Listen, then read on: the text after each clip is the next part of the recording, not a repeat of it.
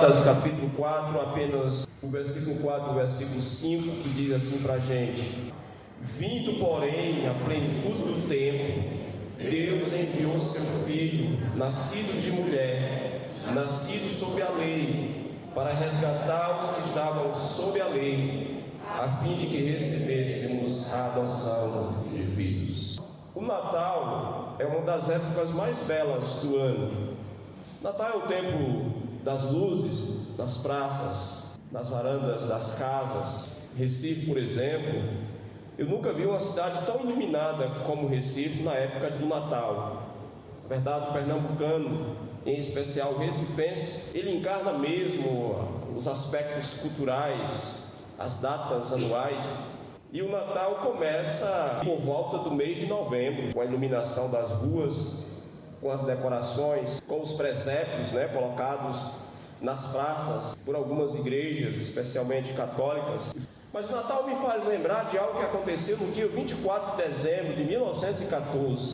Aquela época era guerra, Primeira Guerra Mundial. Soldados alemães e ingleses, no dia 24 de dezembro de 1914, deram uma trégua na guerra. Levantaram a bandeira branca, a bandeira de paz, e acordaram entre eles que deveriam comemorar o Natal nas trincheiras da plena guerra. E ali eles cantaram, eles trocaram suas comidas, guardaram suas armas, e soldados inimigos viraram amigos, ainda que apenas por 2 dias, o dia 24 de dezembro e o dia 25, o dia seguinte. Ali eles festejaram o nascimento do Senhor Jesus. E a festa durou 2 dias, mas é como se tivesse durado, quem sabe, uma década. Ali eles choraram, lembraram de seus familiares, lembraram de amigos que já tinham partido por causa daquela maldita guerra. Mas eles lembraram em especial do amor que o Senhor Jesus Cristo expressou na cruz para salvar a humanidade. Eles lembraram em especial que o Senhor Jesus, sendo perfeito, não tendo culpa nenhuma, não resistiu perdoar aqueles que eram verdadeiramente culpados, enquanto que eles, que estavam no meio de uma guerra, provocada não por eles, mas pelos grandes e poderosos, não conseguiam se perdoar. Essa foi a principal reflexão daquele dia. No dia 25 em especial, para coroar aquele momento de paz no meio da guerra, eles organizaram um jogo de futebol e se divertiram quase que o dia todo. Pena que durou apenas 2 dias esse momento de paz. No dia 26 a guerra foi retomada. Tiros, bombas, explosões, mortes, sangue, e aquele tempo de paz infelizmente foi embora. O propósito dessa carta que Paulo escreveu e dirigiu aos Gálatas era para corrigir alguns falsos cristãos que diziam que era necessário, além de conhecer a Cristo, serem circuncidados. Assim como também vimos isso na carta de Paulo dirigida aos Filipenses, Paulo também levanta essa temática na carta dirigida aos Gálatas.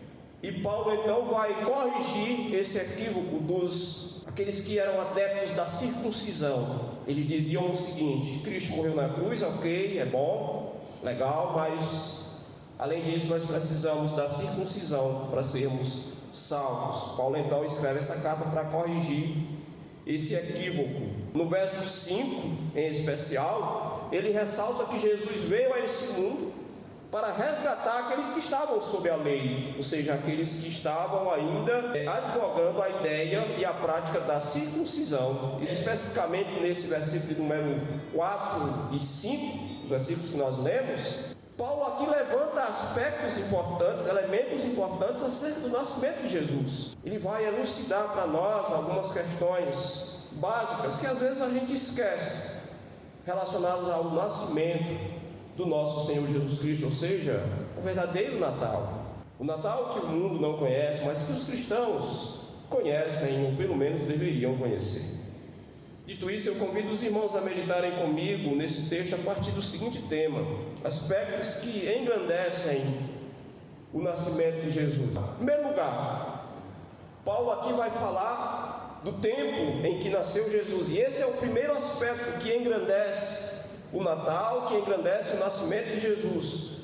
O tempo de seu nascimento. Para isso eu queria que vocês olhassem mais uma vez para o versículo número 4, quando Paulo diz assim: vindo porém a plenitude do tempo, Deus enviou seu Filho, nascido de mulher, nascido sob a lei. A pergunta que nós poderíamos fazer aqui, para que esse versículo se encarregue de respondê-la, é a seguinte: quando que Jesus nasceu?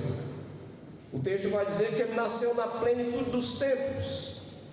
Strong, que é um dos melhores dicionaristas do Novo Testamento, da língua grega do Novo Testamento, ele diz que a palavra plenitude aqui é a tradução da palavra grega pleroma, que aponta especificamente para a ideia de um navio que está cheio de bens e de mercadorias e que está pronto para ser remado, que está pronto para seguir viagem. O que Paulo está dizendo com essa expressão plenitude dos tempos, dizendo que Jesus nasceu exatamente nesse tempo, é que o propósito de Paulo é dizer que Jesus nasceu no tempo certo, na hora certa, ou então no tempo completo, assim como um navio que está cheio, pleno e completo, está pronto para ser remado e seguir viagem. Jesus nasceu no tempo cheio, no tempo certo. Afinal de contas, essa palavra pleroma, que está traduzido como plenitude aqui, em alguns momentos também ela pode ser traduzida como cheio. Por exemplo, sede cheios do Espírito Santo. Leandro Lima, acerca disso, ele diz o seguinte: essa ideia ela pode ser ilustrada por uma ampulheta. No mundo antigo, esse objeto era muito utilizado. Quando a areia de um dos lados da ampulheta passava para o outro, os antigos diziam que o tempo se completou, o tempo ficou cheio, que o tempo cheio ou o tempo completo chegou. Então esse objeto era utilizado para isso. Num tempo bem remoto, esse objeto foi muito útil. Talvez hoje não tenha a mesma utilidade que um dia teve. Então Leandro Lima, com essa palavra, ele está ilustrando o que Paulo quer dizer quando ele escreve que Jesus veio e nasceu na plenitude dos tempos.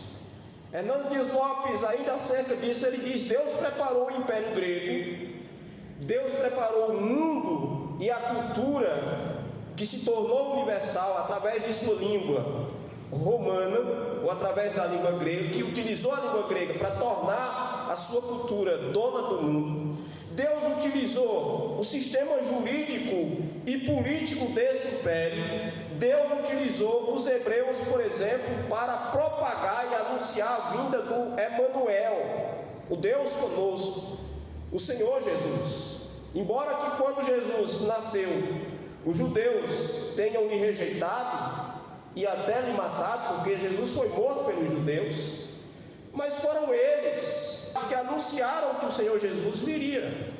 Foram eles que acreditaram nas Escrituras e que em tempos remotos resgataram a mensagem de que o Messias viria e que o Messias ia chegar.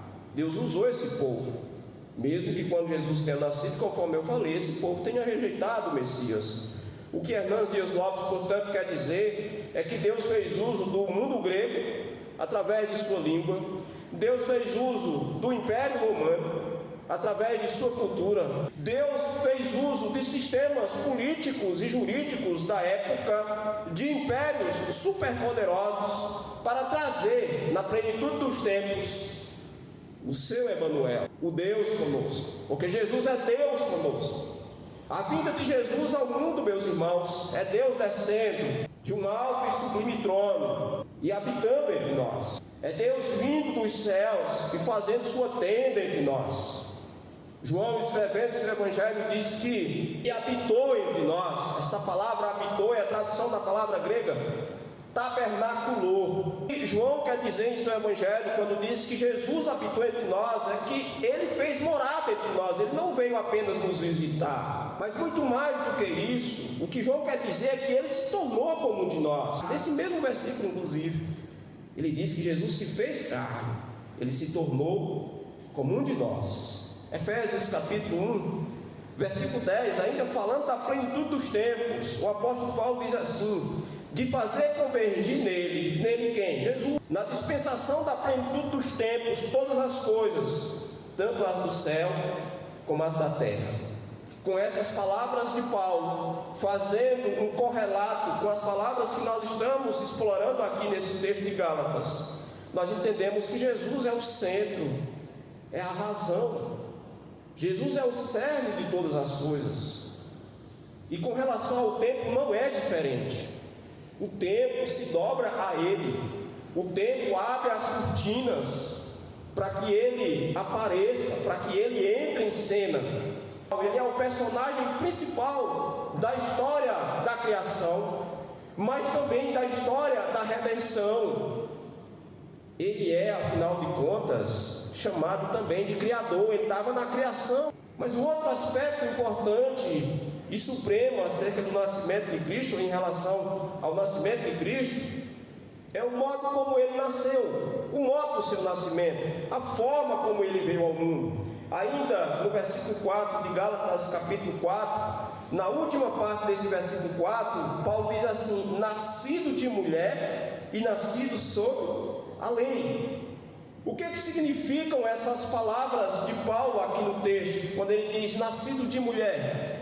Alguns Nicodemos diz que é evidente que aqui Paulo está fazendo uma referência a Gênesis 3, versículo 15, onde Deus ali já anunciou o Evangelho e já falava de Cristo. Ali Deus, sentenciando as partes que tinham pecado, o homem, a mulher e a serpente, ele anuncia o nascimento daquele que esmagaria a cabeça da serpente.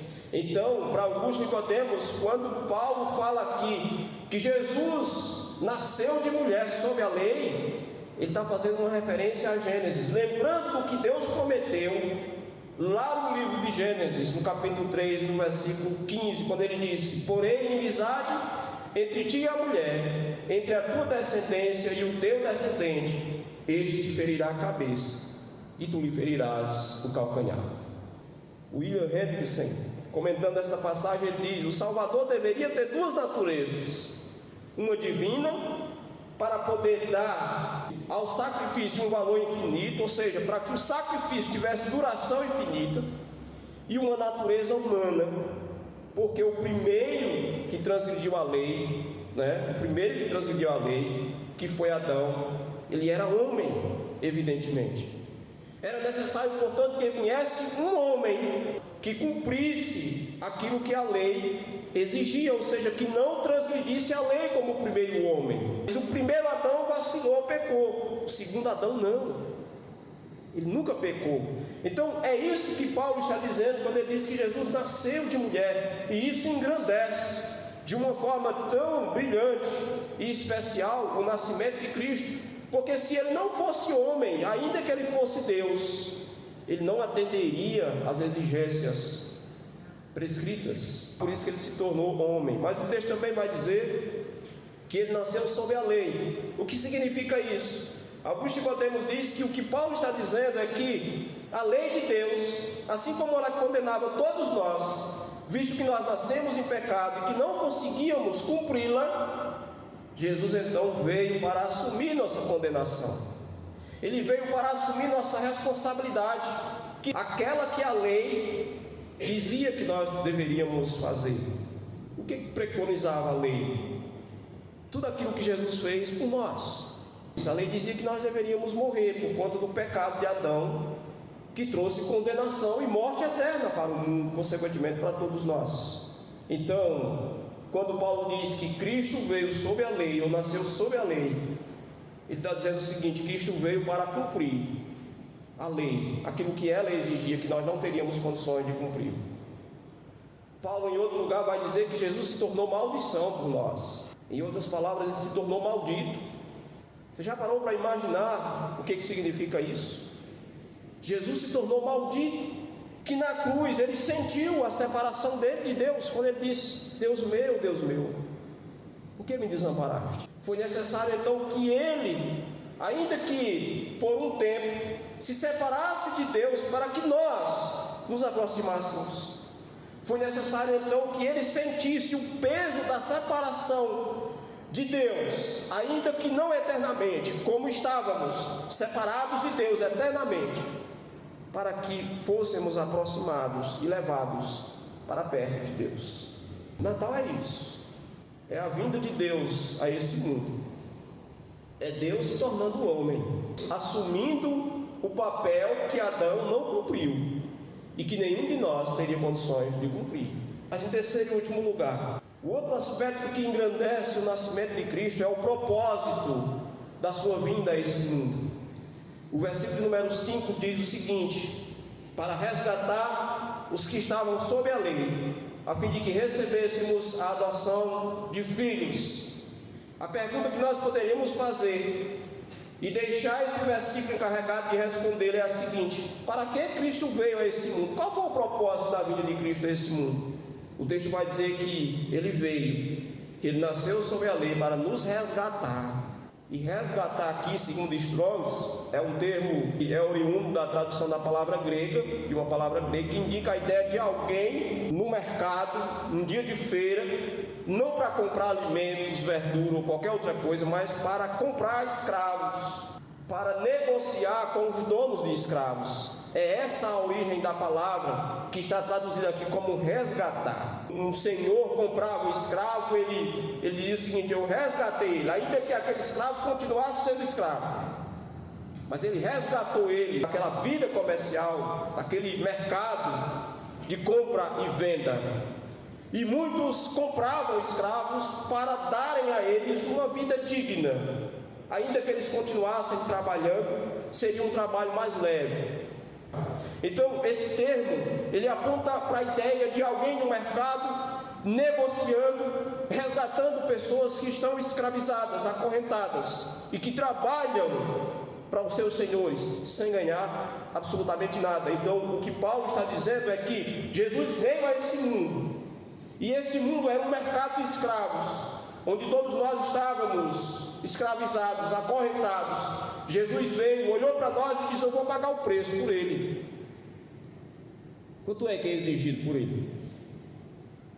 Nenhum valor monetário, nenhuma prata, nenhum ouro poderia nos resgatar daquele mercado onde éramos escravizados e estávamos acorrentados. A exigência dizia o seguinte: é necessário que o sangue de um justo seja derramado. Jesus diz: eu estou disposto a fazer isso, contanto que os meus sejam resgatados, sejam livres.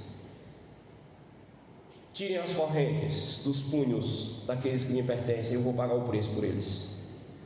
E nós somos levados para casa, nós somos levados para o colo de Deus, por causa disso que Cristo fez por nós. Então resgatar aqui aponta para essa ideia.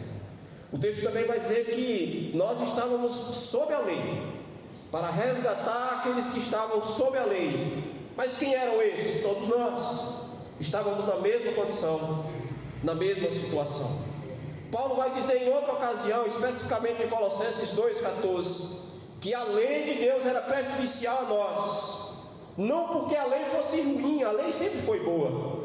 A lei de Deus é perfeita, diz o salmista, ela é perfeita, mas porque o que nós fizemos em Adão nos separava de Deus, e a lei sempre ia nos acusar: vocês são pecadores.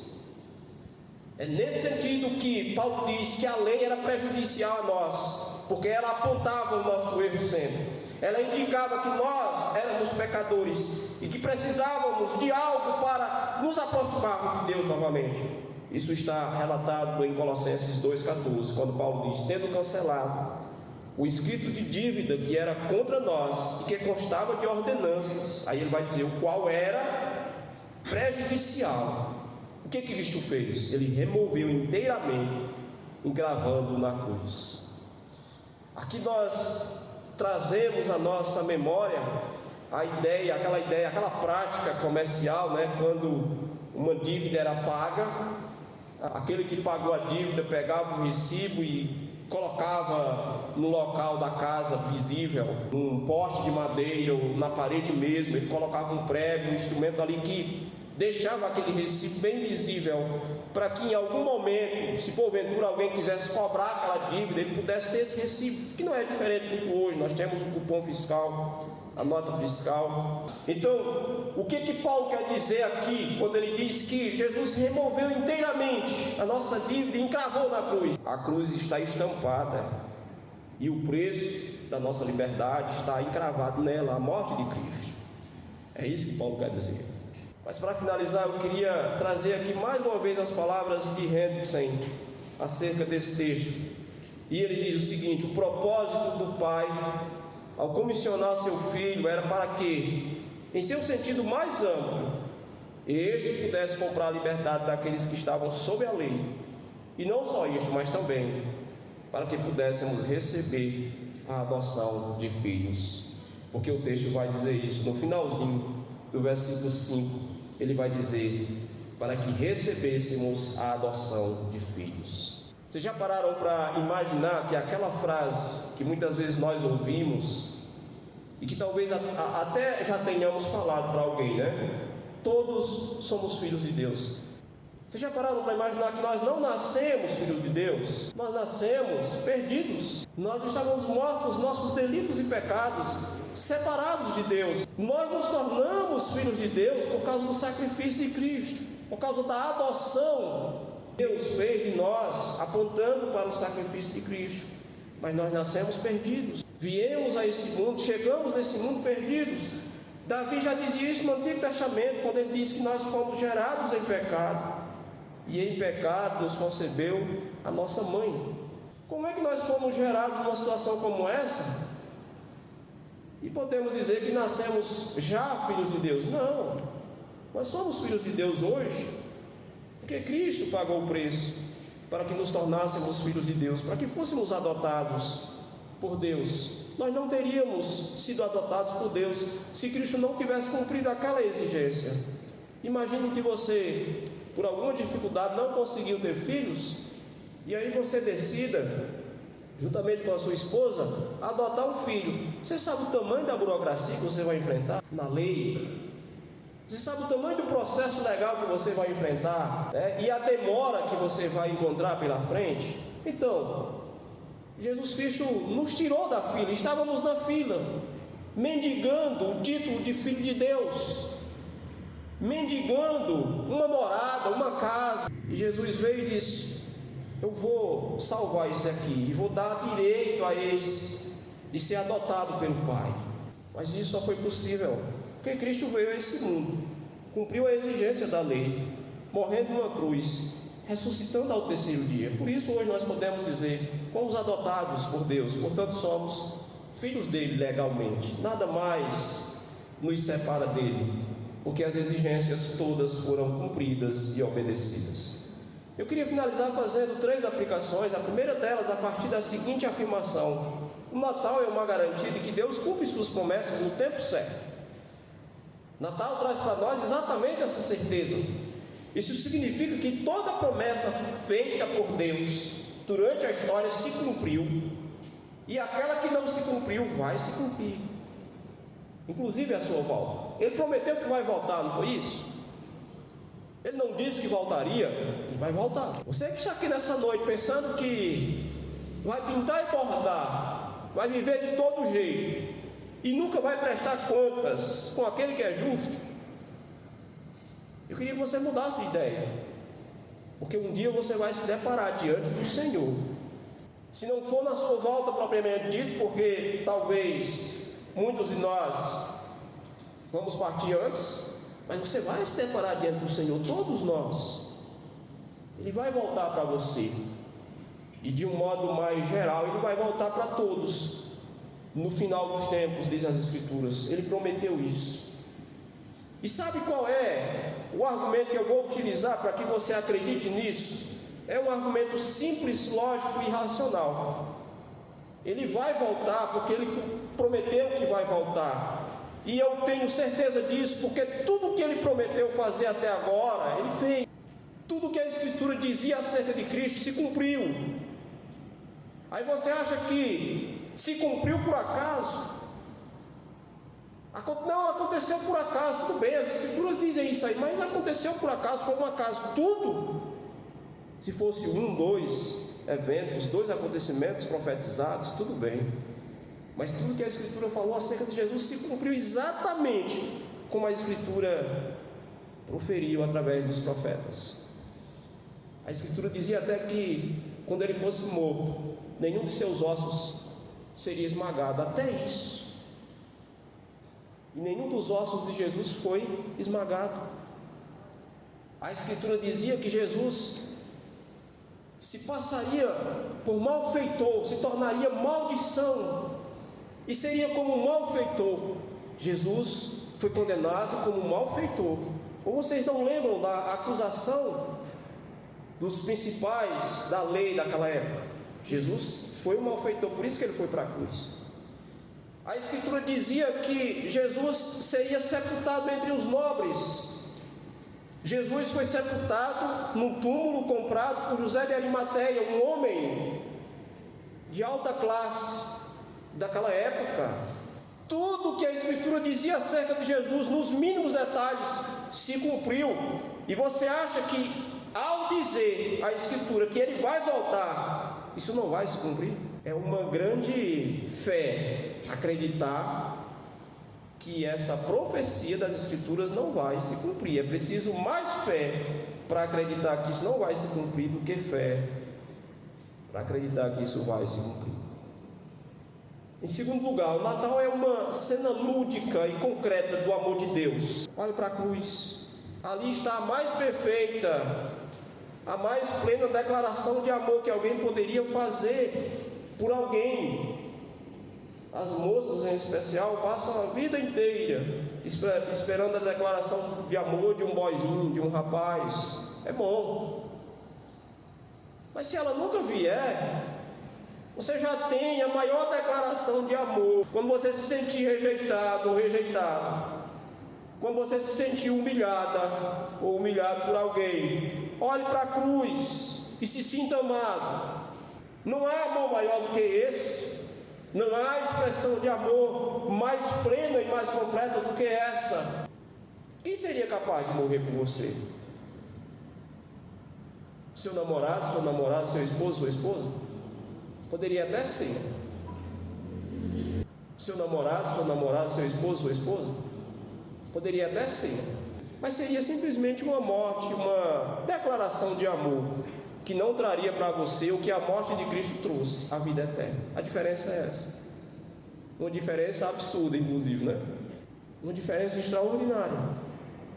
Poderia até ser que o seu namorado morresse por você, moça, mas seria simplesmente uma morte. Terceiro e último lugar, eu queria dizer que o Natal é tempo de paz.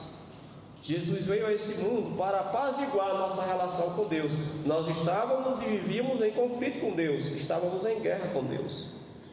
Jesus veio para quebrar a barreira que nos separava de Deus e para nos trazer a paz.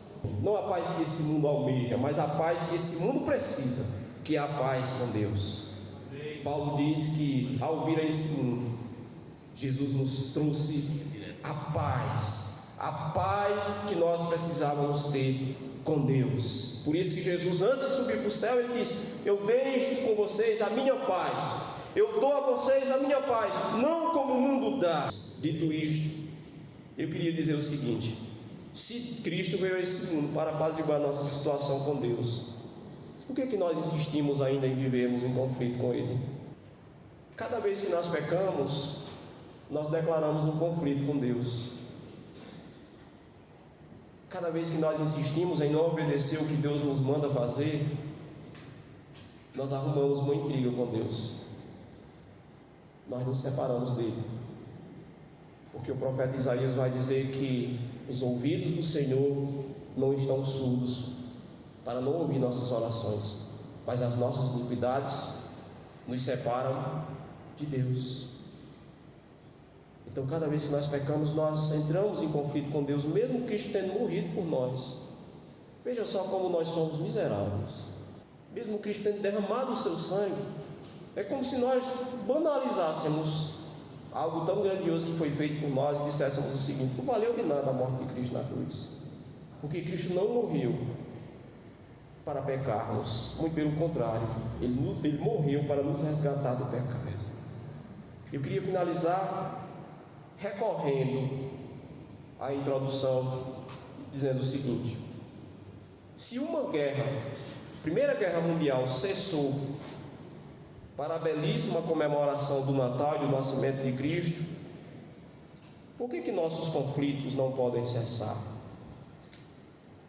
E eu falo dos nossos conflitos entre os nossos irmãos, talvez com a esposa, com o esposo, com os irmãos da igreja. Talvez você esteja em conflito com a igreja, com alguns irmãos que integram ela. Se uma guerra parou por causa do sentimento do Natal, por causa do sentimento do nascimento de Cristo, por que você não pode renunciar o seu orgulho, o seu narcisismo?